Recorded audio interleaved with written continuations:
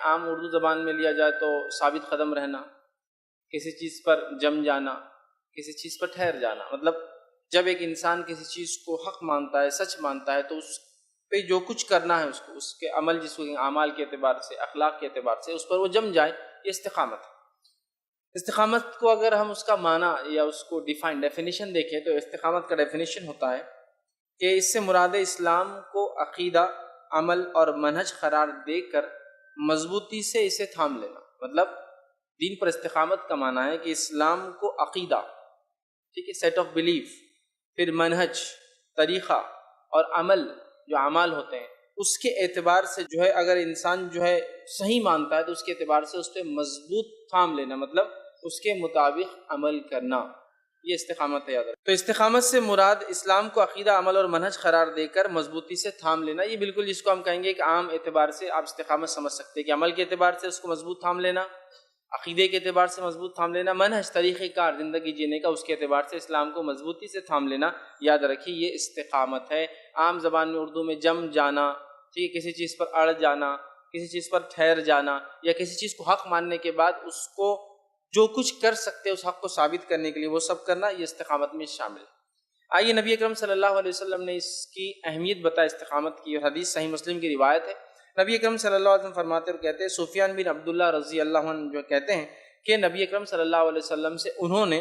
ٹھیک ہے، اسلام کے تعلق سے پوچھا، اور حدیث کے الفاظ اس طرح سے، مجھے اسلام سے متعلق بتائیے، اور انہوں نے یہ کہا کہ مجھے اسلام سے متعلق ہے نبی اکرم صلی اللہ علیہ وسلم کو ایک ایسی بات بتائیے کہ آپ سے سننے کے بعد مجھے کسی اور سے سننے کی اس بات کو ضرورت ہی نہ محسوس ہو، ضرورت ہی نہ پڑے۔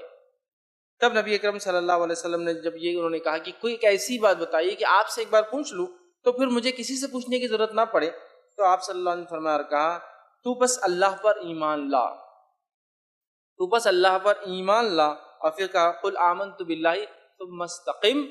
اور پھر اس کے بعد اس پر جم جا، ٹھیک ہے، اس کے بعد اس پر اپنے قدم کو جما لے، اس کے بعد اس پر ثابت قدم ہو جا، بس یہ اصل چیز ہے۔ کیا پوچھ رہے ہیں وہ کہ اللہ کے رسول صلی اللہ علیہ وسلم مجھے کوئی ایسی بات بتائیے کہ آپ سے ایک بار پوچھنے کے بعد پھر مجھے زندگی میں دوبارہ کسی اور سے کبھی پوچھنے کی کوئی ضرورت نہ پڑے۔ تو نبی اکرم صلی اللہ علیہ وسلم جواب میں کہہ رہے ہیں کہ تو اللہ پر ایمان لا، ثم استقم، اس کے بعد اس چیز پر، ایمان پر جم جا، ثابت قدم ہو جا، پھر آندیاں، طوفان، مشکلات، پریشانیاں، تکلیفیں کچھ بھی ہوتی رہے تو اس پر جم جا، ثم استقم،